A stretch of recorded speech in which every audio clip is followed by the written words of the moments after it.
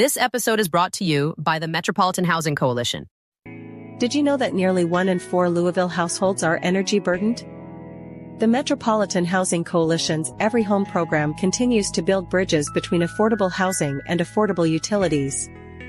No more than 6% of your income should go toward energy bills, but many families pay far more. High energy bills can force families to choose between keeping the lights on and buying groceries, a choice no one should have to make. Together, we can make every home safe, healthy, and affordable. Learn more and get involved at everyhomelou.org. So we're here today with John Whipple. John, welcome to Moving Kentucky Forward. Well, thank you, Bruce. It's good to be here. I was intrigued when I came across your website because I did not realize that you could use .run as a top-level domain. And then I started looking at the website itself and some of the things you stood for in your background. And I thought, I want to learn what John learned when he ran for office. So that's why I wanted to have you on. Okay. You ran as a write-in 4 years ago in 2020, and then, in 2022. And then in 2024, you ran as the Democratic nominee in District 10, and you got 31% of the vote. Josh Calloway held his seat, but you did get a good number of votes there. Tell us about that race.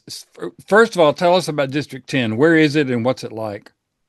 All right. District 10 is all of Breckinridge County, and then a good piece of Hardin County. It's got about the same number of people in both counties, but it's a little bit challenging because of the Breckinridge County part. For me is easy. That's where I live, I work.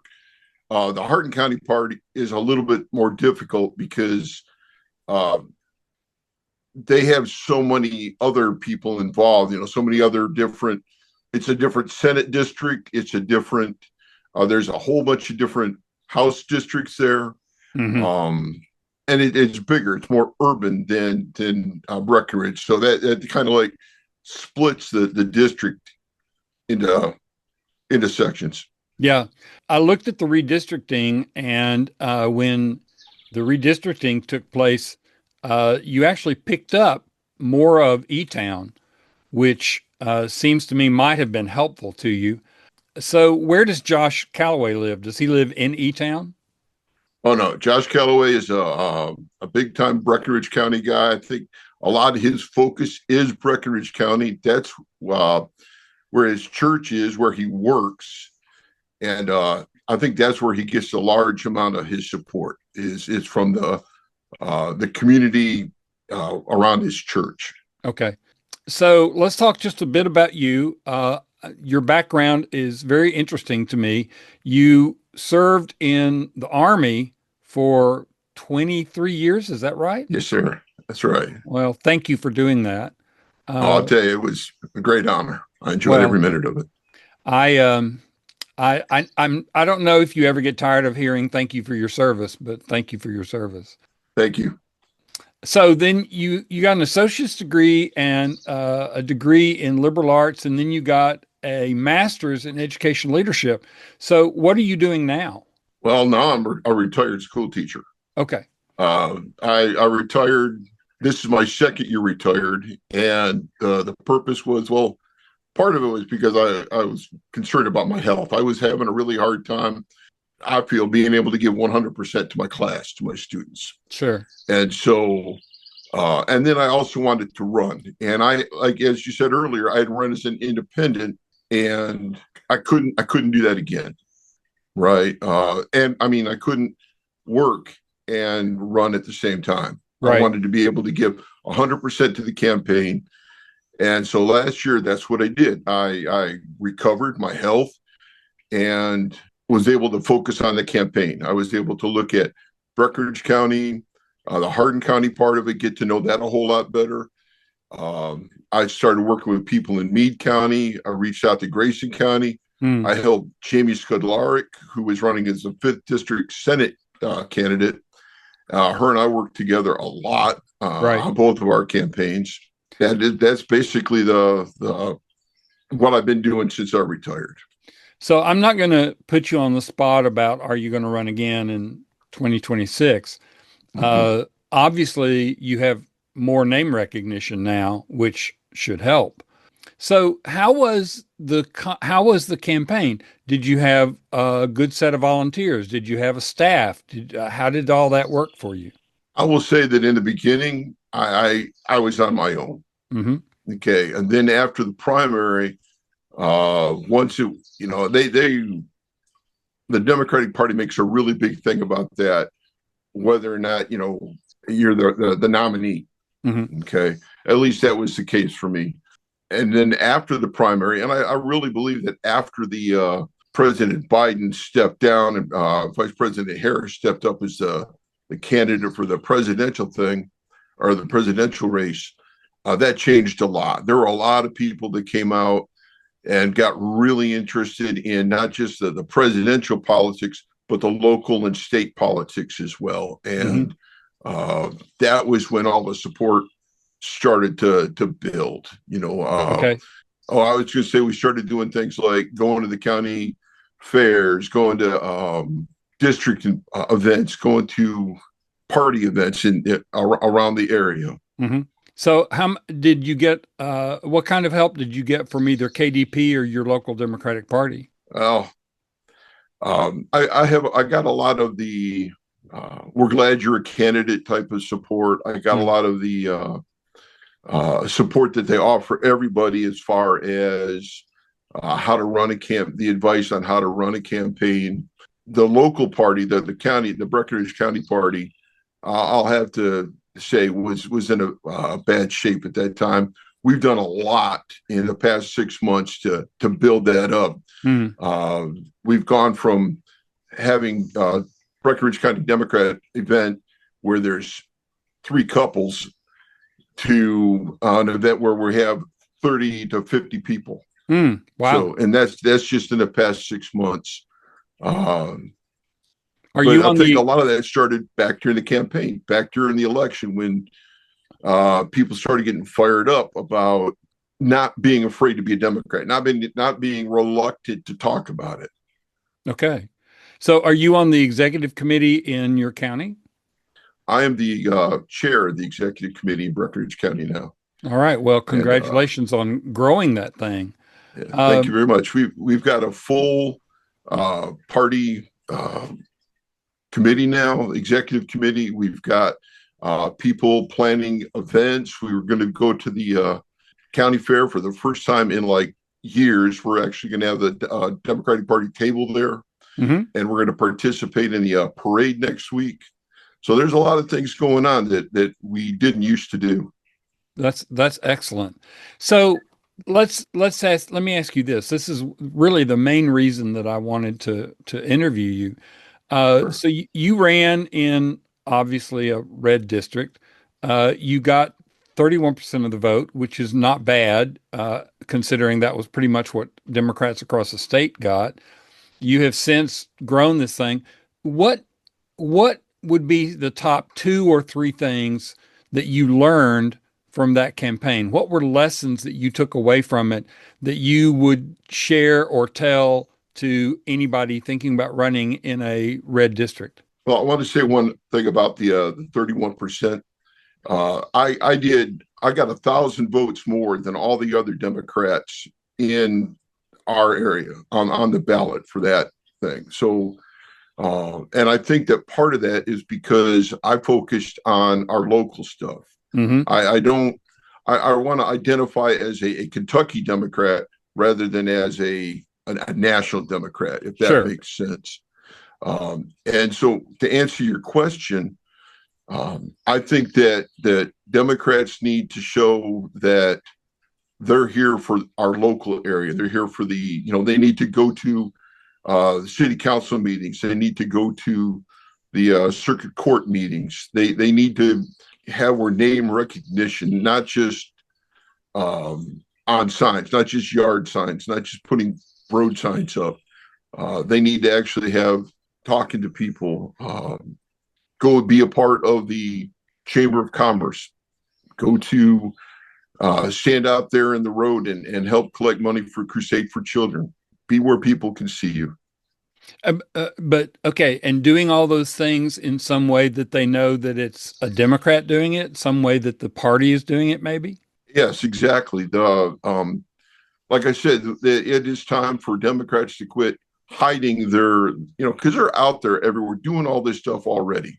There are people doing this stuff already, and we need to be able to show that we're not afraid to be Democrats, that we're proud to be Democrats, that we are every bit as patriotic and every bit as family oriented as anybody else. Excellent.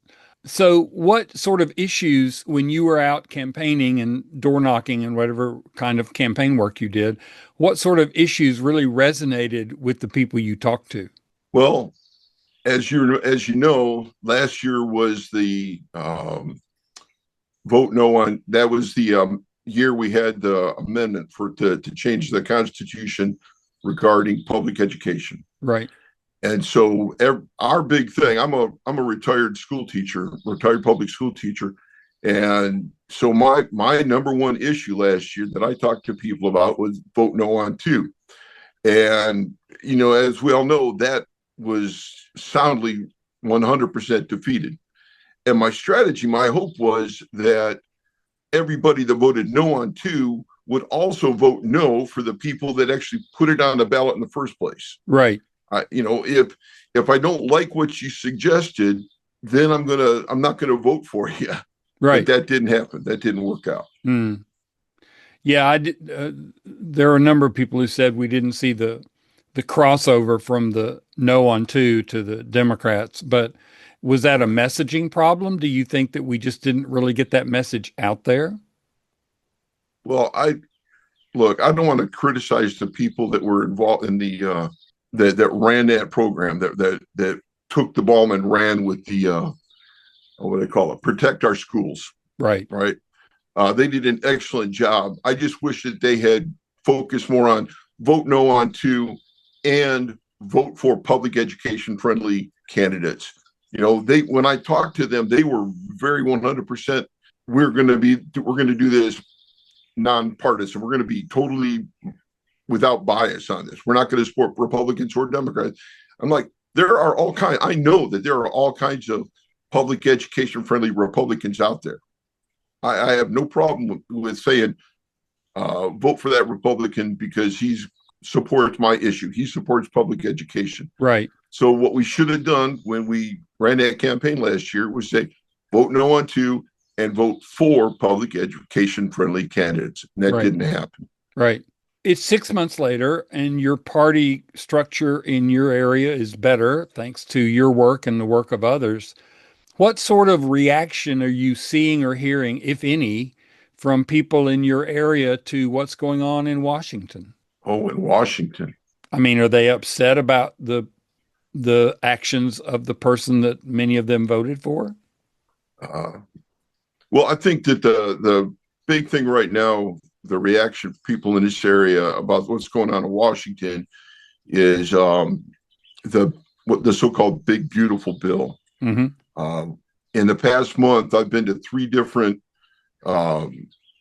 activities or events that were against the Big Beautiful Bill. That they were concerned of the effect that it would have on SNAP and Medicaid. Mm-hmm. That's the huge concern right now, and we need to make sure that people are aware that yes, this bill will affect them.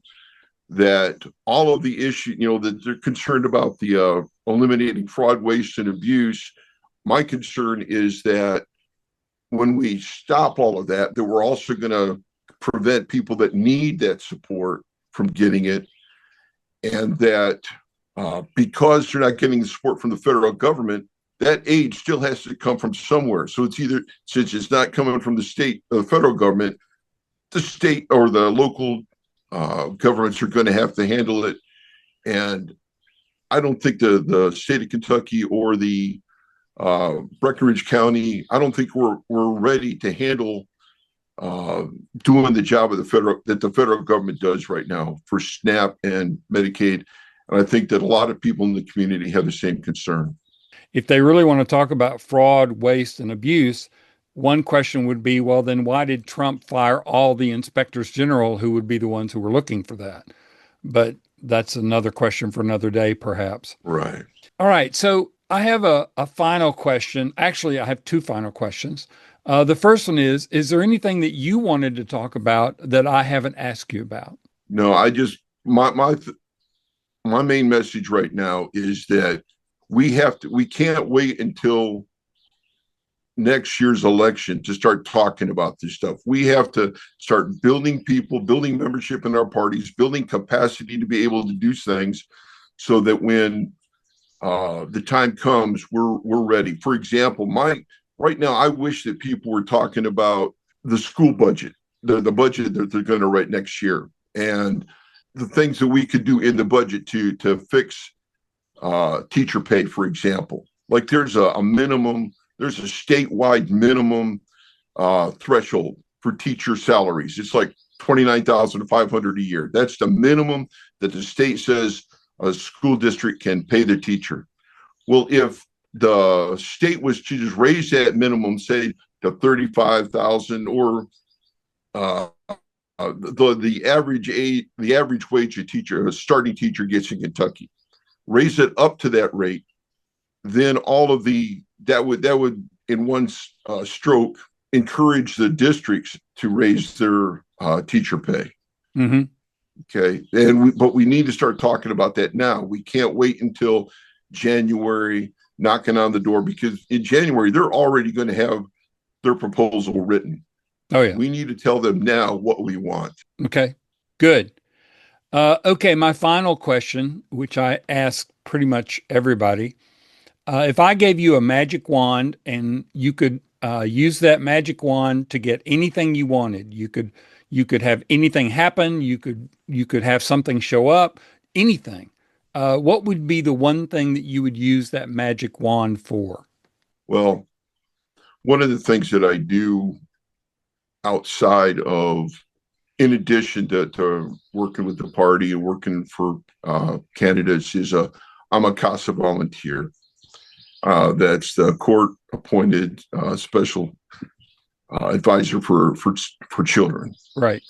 In the foster care program, and my magic wand would be to find a place for all those kids to have somewhere to live, that somebody cared about them, where they were safe and they could grow. Excellent. That's a great answer, and I agree with you. That certainly is something we need. Right. John Whipple, who ran for House from District 10 and is now leading the charge in his area for the Democratic Party. Thank you so much for taking the time to talk with us. Well, Bruce, it's really good to be here. Thank you all.